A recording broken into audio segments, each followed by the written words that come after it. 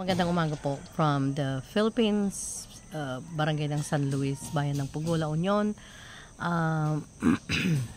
Magandang umaga po, shout out po sa lahat, even though maliit na channel tayo, pero meron na tayong mga regular viewers.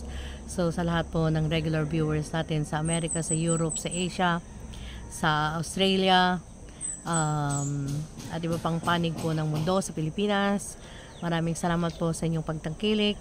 Please do not skip ads, paki-share po, paki-like, pag-comment po, at para nang sa ganun is makatulong po sa growth ng ating channel. So, ang topic ko po ngayong araw na to is that, gusto kong balikan yung mga may tanong pa ng Social Security and PhilHealth. Pagbalik ko po doon, hindi ko alam kung kailan, pwede ko po pong tanungin yung ibang mga katanungan ninyo na pinopost nyo under comment. It's sad dahil nung the other day, nag-upload ako na sabi ko is pupunta ako ng PhilHealth and Social Security, comment your questions, pero bihira po kasi yung nakapanood, parang 1,000 lang.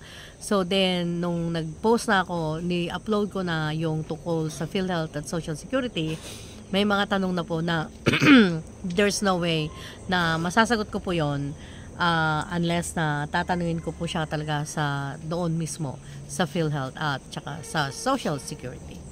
Ngayon, ano ang topic natin ngayong araw na to? Kagabi, dahil sa tindi ng trabaho ng mga workers kahapon, again, like I said, kahit kontrata po sila, nagpapakain po tayo at kung minsan nagbibigay po tayo ng inumin nila kasi talagang nagiinom sila gabi-gabi ng alak. Pero tahimik naman sila. And they wake up, they start early also at their work. So, hindi po tayo magka-question doon. And even though kapag nakainom na sila, tahimik sila. So, kaya kung minsan, nagbibigay din ako ng, ng inumin nila. So, last night, I was sitting here, kasama ko sila, kasama ko si aking assistant na si Delia at ang aking Chuhen. At nung nakainom na sila, doon na, kasi mahihain tong mga to hindi sila nagsasalita. So then, nung nakainom na sila, saka sila nagsalaya. Gusto niyo bang sabihin namin sa inyo, isa-isa, kung ano yung mga mali na nakita namin sa paggawa ng mga naunang workers dito sa bahay niyo, ma'am? Sabi, ang dami nilang mga sinabi. But of course, hindi ko pwedeng i-record yon without their consent na they're 100% okay, na hindi na-influence ng alak, you know. But the point is, lumakas ang loob nila and then they started saying things na kung ano yung mga nakita nila, na kung ano yung mga mali. And sa totoo lang, habang nagsasalita sila, lalo natatakot ako na like, you know, like, oh my gosh. And then they were telling me na dapat mag-back job, tawagin ko yung mga naunang nag-work at mag-back job sila, babalikin sila para i-correct yung mga mali nilang ginawa, at the same time para kumbaga yung binayad ko is masulit ko sa mga naunang gumawa.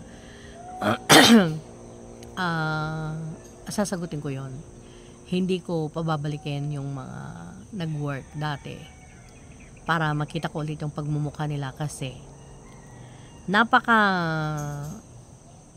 hindi po madali yung pera na pinadala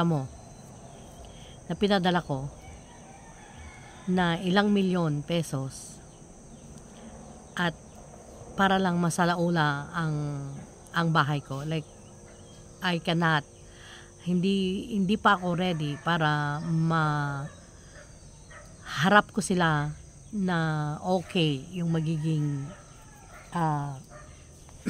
magiging effect or magiging reaction from me in person. Pangalawa, mahirap na po yung marami pang sinisisi.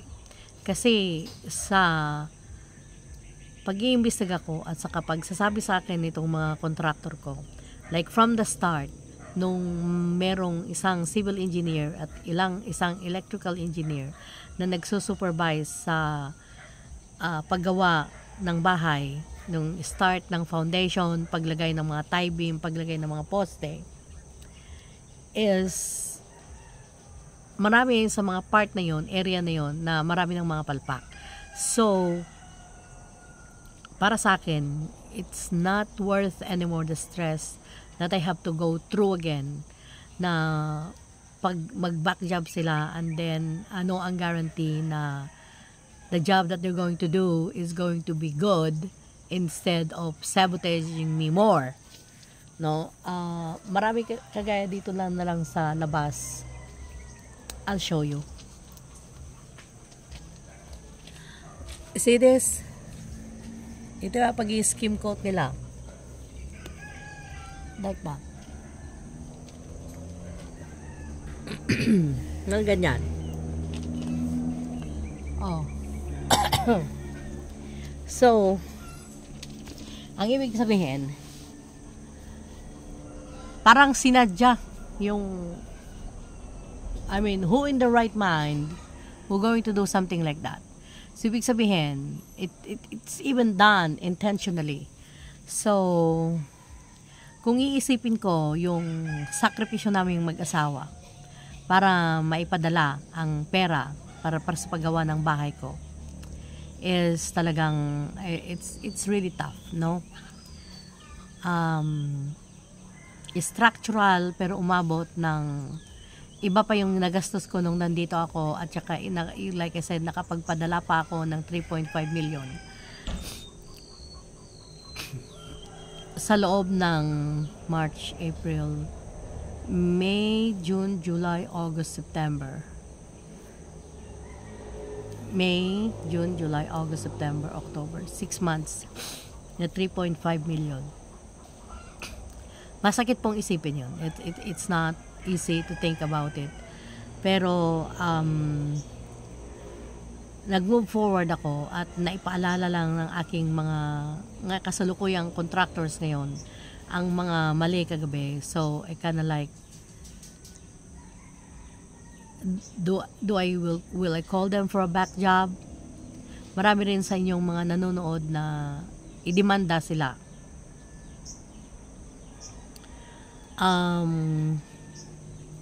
Inisip ko rin po yun, pero again, like sa mga nakapanood na po ng aking mga previous uploads, na I have a history of breast cancer. So, going through the motion of mag-sue, magdemanda, it will going to affect my health so much. So, I'm sorry. I decided not to pursue ang pagdidemanda, pagtawag sa kanila to do a back job, because I cannot go through a very bad, stressful situation, bad na stressful pa, due to health issues. Kaya hindi po ako mayaman, pinaghirapan po namin mag-asawa ang mga ginagastos namin dito. Nag-loan kami para lang magawa ang bahay. Pero yun nga po, it is really sad to think. Like I said, I tried to move on already, but then I was reminded last night, ng aking mga contractors. Kaya, pero isa pa rin po ang decision ko, na despite of a lot of people telling me to sue, call them for a back job, pero hindi ko na po gagawin yon.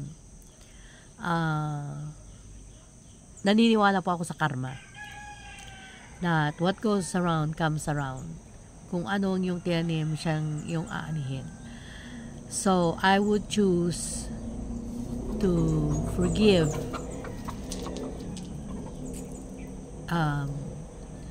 whoever ang nagsalaula sa pera na ibinigay ko na para dito sa bahay dapat. I choose to forgive. It is not because of them, but it is because of me. I need to remain stress-free. Para sa mga may medical knowledge po na nanonood, maraming mga nanonood na mga nurses. Alam nyo na ang stress is one of the number one causes din ng cancer. So, it's not worth na mag-stress pa ako para sa isang pangyayari na mahirap nang ibalik.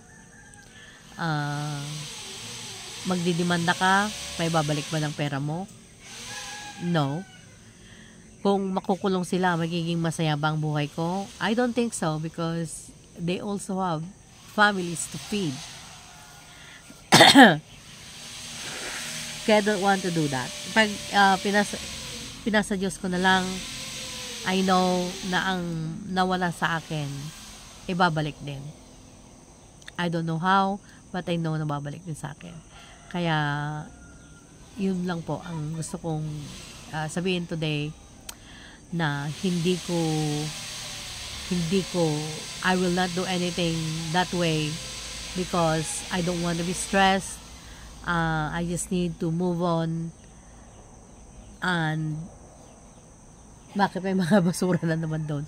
I just need to move on and pray that God is going to supply my needs and will going to give me back what I have lost. Ayun po. Ang sinabi ko daw sa isa sa mga foreman kanina, sabi ko sa kanya,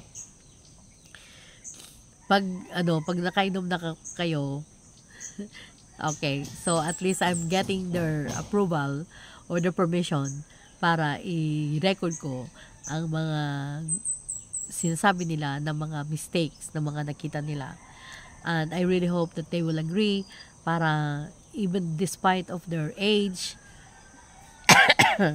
mga 30s lang tumato, young 30s. But they're very good, they're experienced. Like yung isa, he's been doing construction job since 11 years old. Kaya I'm sorry. Kaya marami silang experience and at the same time, yung values and ethics nila. At which, I believe that's one of the most dapat kaakibat ng kanilang talent is also their values and their ethics na hindi nila lulukuhin yung taong pinagtatrabahoan nila. Kaya maraming salamat po sa inyong panonood. Hopefully, I'll see you again tomorrow with another episode tungkol sa yung mga pagkakamali na nakita ng mga bagong contractor.